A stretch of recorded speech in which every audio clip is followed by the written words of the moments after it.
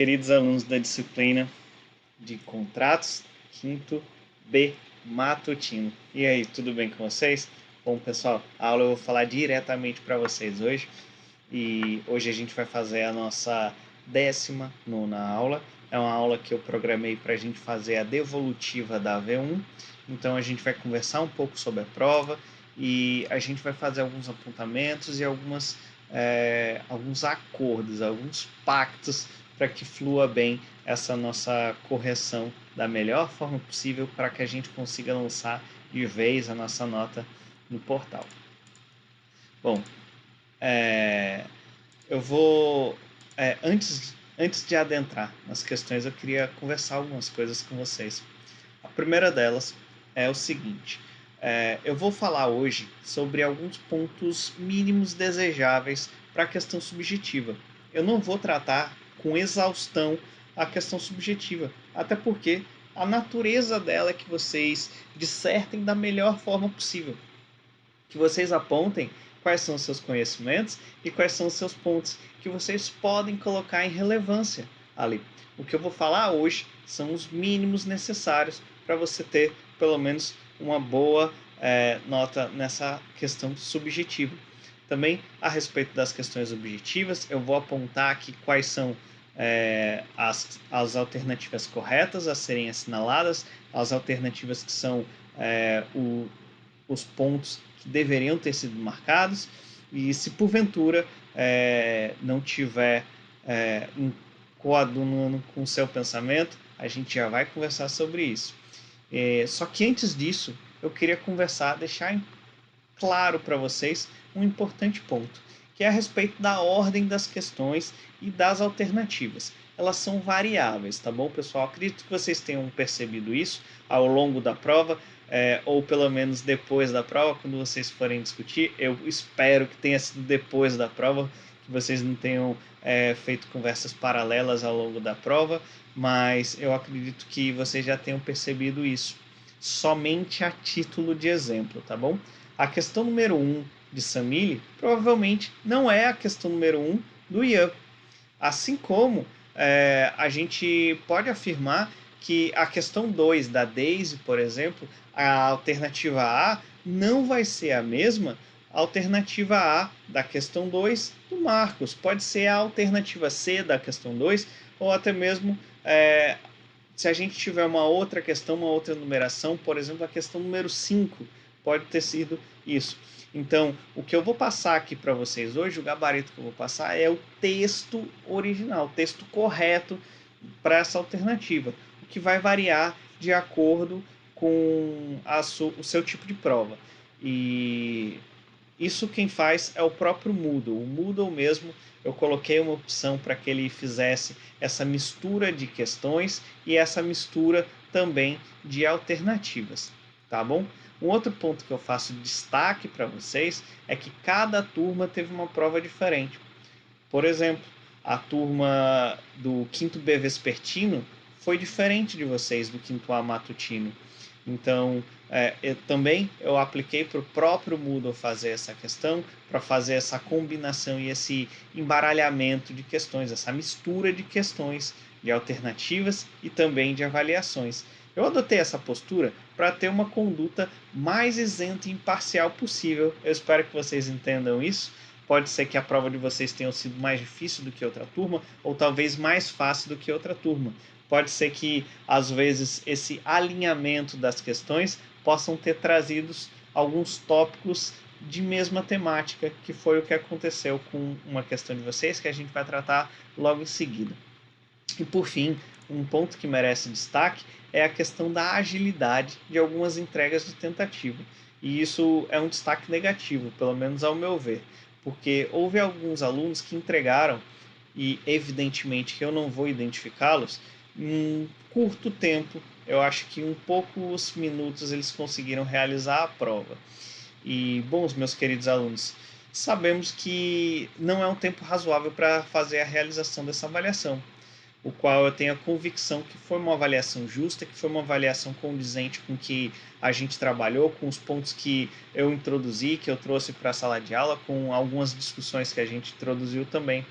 de forma que o acadêmico ou essa acadêmica que tenha seguido essas aulas remotas, que tenha realizado esse estudo paralelo dentro desses pontos indicados que eu indiquei durante as aulas, eu tenho uma convicção, eu tenho uma certeza de que ele teve um bom resultado. Mas cabe o alerta para esse acadêmico ou essa acadêmica que, evidentemente, vou repetir, não vou identificar, que ela perdeu uma ótima oportunidade de ser avaliada. Isso mesmo, de ser avaliado. Essa pessoa ela poderia ter se avaliado de melhor forma. Não sou eu que estou avaliando vocês, são vocês que estão se avaliando. Então, eu espero que tenha me feito entendido. O que eu quero dizer aqui é que essa pessoa não me enganou, ela enganou a si mesma. Eu já passei nessa cadeira, eu já passei na OAB, eu tenho alguma experiência profissional, então eu quero saber se no futuro essa pessoa vai conseguir enganar um cliente, vai conseguir enganar esse exame de ordem e até mesmo um magistrado. Imagine a situação de estar realizando um despacho ou até mesmo dentro de uma audiência com um magistrado. Será que ela vai conseguir se sair bem? Já que ela não conseguiu, no período que é para ela montar esse alicerce, montar essa base, que é o período da faculdade, que é o período ideal para você montar um alicerce, uma base sólida para que você tenha um bom futuro profissional. Então, fica aqui esse questionamento, fica aqui essa reflexão. Eu espero que isso tenha ajudado de alguma forma vocês. Enfim, vamos deixar essa conversa para lá, vamos iniciar a nossa devolutiva. Só que antes disso eu quero deixar um combinado com vocês. E o combinado é o seguinte: dúvidas, recursos, reclamações ou o nome que vocês quiserem dar, eu quero que seja tratado de modo privado.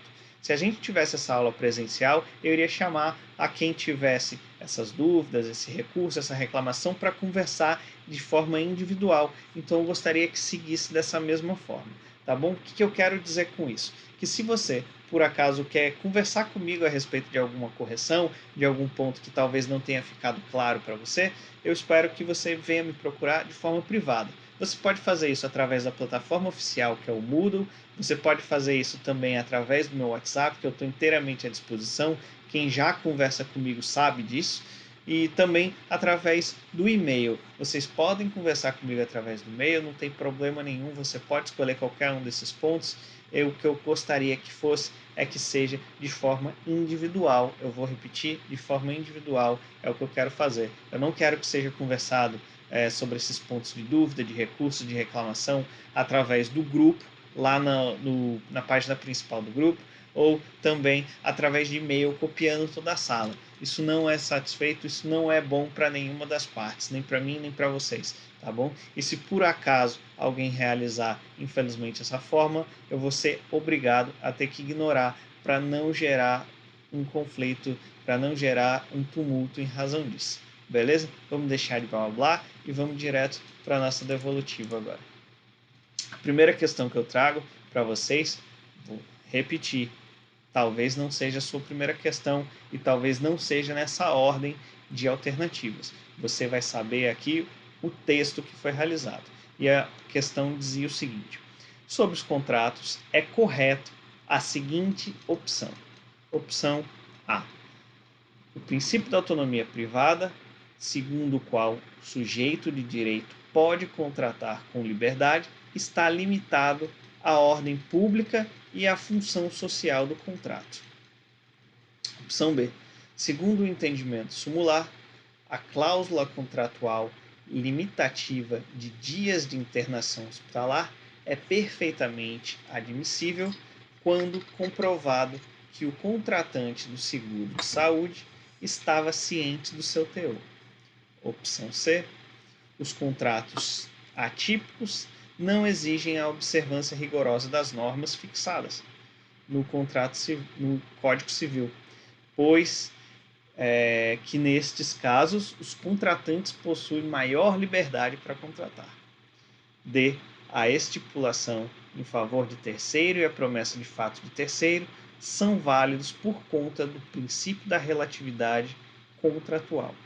E opção D: a exigência de boa-fé não busca ao período que vai da conclusão até a execução do contrato. Bom, para essa questão, a gente tinha como gabarito oficial essa primeira alternativa que tenha a seguinte redação: o princípio da autonomia privada, segundo o qual o sujeito de direito pode contratar com a liberdade, está limitada à ordem pública e à função social do contrato. Bom, nessa primeira questão da prova, eu esperava que houvesse o conhecimento dos princípios. Princípios esses que foram objetos das nossas aulas lá no início, quando a gente estava ainda na sala de aula, quando a gente estava presencial com aquela aglomeração. Eu acredito que tenha sido uma questão sem maiores problemas essa, vez que a gente conversou bastante sobre essa questão do princípio da autonomia privada, sobre esta questão de liberdade de contratar. E para isso era necessário que houvesse o domínio dessas aulas que a gente teve no início, principalmente a aula número 4, que foi quando a gente tratou desse princípio em específico.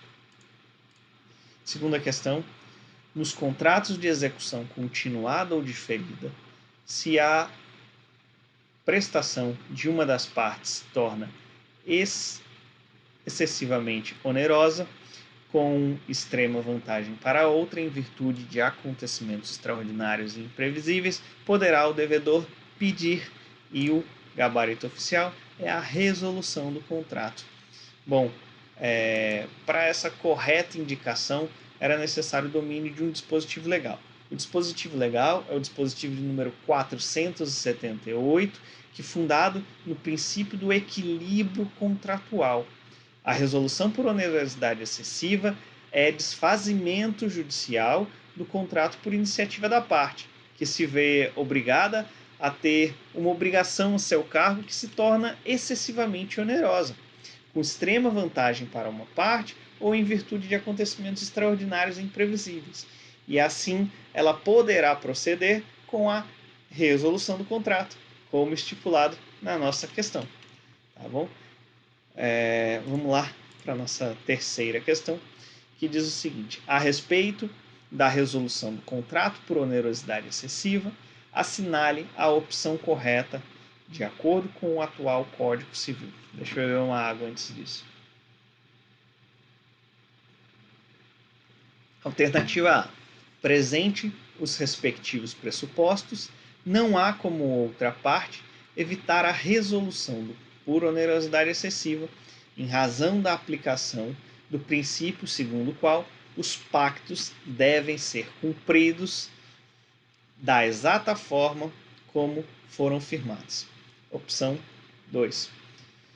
Para que haja aplicação do referido instituto, deve estar caracterizado a seguinte situação: prestação excessivamente onerosa a uma das partes, com extrema vantagem para a outra, em virtude de acontecimentos extraordinários e imprevisíveis.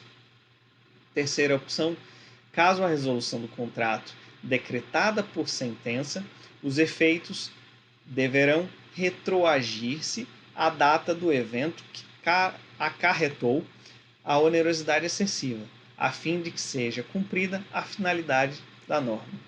E opção D: o referido instituto aplica-se a qualquer contrato. Assim, o devedor pode requerer a resolução tanto num contrato de execução instantânea quanto de execução continuada.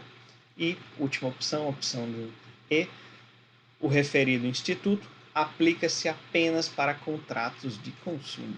Pois é, para a gente resolver essa questão, a gente precisava desse conhecimento da onerosidade excessiva, também envolvia uma questão da classificação dos contratos, que foi um tópico relevante de nossa aula, de nossos estudos também, e eu acredito também que não tenha havido muitas dificuldades, até porque o quesito correto ele segue a linha do atendimento desse artigo anteriormente tratado, ou seja, do 478.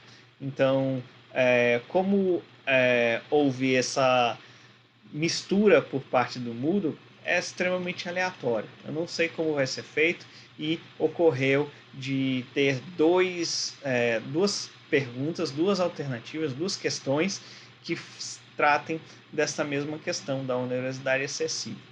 Recordando, o Moodle que realizou isso, tá bom? O Moodle que fez essa mistura das questões, das alternativas, e eu acho que ele foi um pouco bonzinho com vocês para ter trazido essas duas alternativas da mesma forma. E o gabarito é a letra B. Bom, nossa próxima questão tem a seguinte redação: havendo constatação do vício redibitório, o alienante que não conhecia o vício da coisa fica obrigado a restituir o que recebeu mais as despesas do contrato. Bom, ponto importante, questão relevante a respeito de vícios redibitórios. Vícios redibitórios juntos com evicção foi um ponto bem importante da nossa aula que eu trouxe para vocês, na nossa aula de número 13, que a gente estudou esses institutos, tanto da evicção quanto o Instituto dos Vícios Redibitórios. E para responder essa questão, era necessário conhecimento das particularidades que foram comentadas nesta aula, na 13ª aula, principalmente levando como base essa questão o artigo 443. E lá a gente encontra o entendimento de que se o alienante ele não tinha conhecimento do vício da coisa, não se pode imputar a ele a culpa. E por isso o dispositivo só obriga a devolver o valor recebido mais essas despesas do contrato. Porque se a despesa foi ocorrida com base nessa pessoa que realizou o contrato, com esse contratante, ele vai ter que realizar, então, essa devolução desses valores. E também um ponto relevante a respeito disso é que poderia, inclusive, ter trazido nessa questão, é uma questão de concurso, mas eu acho que seria até mesmo um pouco mais complexo se tivesse, a respeito da correção monetária. E tais quantias elas são sujeitas à correção monetária por serem dívidas de valor. Sendo dívida de valor, então ela se sujeita a essa correção monetária. Beleza? E por fim, eu acho que agora a gente vai avançar para a nossa questão subjetiva. E como eu já conversei com vocês, eu vou falar dos tópicos essenciais que deveriam ser tratados. Todos receberão feedback individual, como eu penso ser correto. Todos vocês, meus queridos alunos, receberão o seu feedback, igual a gente fez com a questão relâmpago. Todos vão ser pontuados e indicados a particularidade, a peculiaridade na forma exclusiva e individualizada. Portanto, eu peço que vocês tenham calma, vocês vão receber esse ponto, vocês vão receber as suas considerações. Então vamos lá, vamos dar uma olhada primeiro no enunciado dessa questão. Um enunciado que a princípio pode trazer algumas pegadinhas e isso vai depender da profundidade que você trouxe para a sua alternativa, para a sua resposta. Diz o seguinte: a construtora Domingão lançou um empreendimento imobiliário pelo qual se interessou Fausto Silva, especialmente pelo fato, em publicidade escrita, que verificou que o imóvel contaria com uma ampla academia de ginástica, com os mais diversos aparelhos. Levando isto em conta, adquiriu uma unidade de empreendimento por intermédio de uma imobiliária. Quando a entrega desse imóvel, porém, foi constatado que havia apenas aparelhos para exercícios abdominais. Inconformado com isto, contatou a construtora Domingão, que se recusou a adquirir outros aparelhos sob o fundamento de que a imagem constante na publicidade escrita era meramente ilustrativa, conforme informado em letras minúsculas no próprio panfleto publicitário. E com base nisso, eu perguntei a vocês, queria que vocês analisassem essa situação, abordando na resposta de vocês as etapas de formação do contrato, a responsabilização à luz dos princípios contratuais e que houvesse uma fundamentação dessa resposta com base em dispositivo legal e ou entendimento legal. Bom, partindo desse pressuposto que a questão ela solicita 3 pontos. Ponto 1, análise dessas fases de formação de contratos. Ponto 2, a responsabilização à luz dos princípios contratuais. E ponto 3, a indicação correta desse dispositivo legal. Ou seja, eu queria que vocês me indicassem quais artigos que poderiam ser aplicados para um caso de uma eventual responsabilização legal desta empresa construtora Domingão. E dessa forma, notem que o enunciado ele é claro ao solicitar o preenchimento dos 3 pontos de forma direta. Assim, será considerado na correção a indicação desses 3 pontos de forma direta, nada de tratamento indireto, ok? O enunciado ele é claro e direto, portanto, essa resposta também tem que ser clara e direta. E também, preferencialmente, objetiva. Então, a respeito do ponto 1, o que eu posso tratar para vocês de limites básicos, limites iniciais, é que eu gostaria que vocês falassem sobre a formação do contrato. O que vocês visualizaram neste caso citado e me indicassem o que vocês acham da formação de contratos. Apenas a título de recordação. Formação dos contratos é o quê? 1. Fase de negociações preliminares ou pontuação. 2. Fase de proposta, policitação ou oblação. 3. Fase do contrato preliminar. E 4. Fase do contrato definitivo ou de conclusão do contrato. Para isso, você poderia trazer também, para enriquecer esta resposta de vocês, os dispositivos consumeristas que a gente abordou nas nossas aulas. A gente abordou sobre uma série de dispositivos legais, inclusive a respeito de publicidade, a respeito dessa publicidade escrita, essa questão de imagens meramente ilustrativas. A respeito também tratamos dessa questão de letras pequenas, igual a gente viu aqui, letras minúsculas no panfleto publicitário. Isso poderia ter sido trazido, isso poderia enriquecer também a questão de vocês. Ponto 2. Os princípios. Bom, princípios, a gente sabe que existe um mar de possibilidades. Isso vai depender da indicação de vocês e a atribuição de cada um. Só que uma abordagem legal, uma abordagem interessante a ser feita aqui, que eu destaco para vocês, seria o princípio da boa-fé. Por que não? Tratar da boa-fé, tratar sobre a ótica da construtora Domingão, da ótica do Fausto Silva, quem que agiu de boa-fé, quem não agiu de boa-fé, quem infringiu o princípio da boa-fé objetiva. Então, isso tudo a gente poderia tratar também nessa questão, nesse ponto 2. Ponto 3, que eu trago para vocês, é o dispositivo legal. A gente discutiu em várias aulas a respeito de vinculação, de responsabilização, para que a gente possa imputar uma eventual responsabilização para este caso. Um ponto que eu trago para vocês, para debate, que a gente discutiu na nossa sala de aula também, é a possibilidade de imputar responsabilidade civil nos termos do artigo 186 e 927 do nosso Código Civil. Beleza? Esses são os pontos que a gente poderia tratar aqui. Eu já vi que houve uma série de indicações de dispositivos legais, de princípios, a gente tem uma infinidade de possibilidades a respeito dessa correção.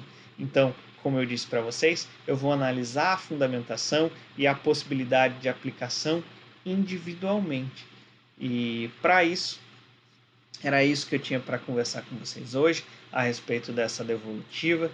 Eu gostaria de repetir, de repisar, que esta questão de dúvidas, recursos, reclamações ou qualquer nome que vocês queiram chamar, que seja tratado de forma privada. Pode ser através do Moodle, na forma de mensagem. Vocês podem passar uma mensagem para mim no Moodle e a gente pode fazer um chat no próprio Moodle.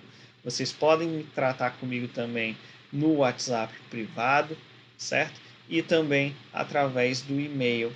Nada de copiar o grupo, nada de copiar os coleguinhas para esse e-mail.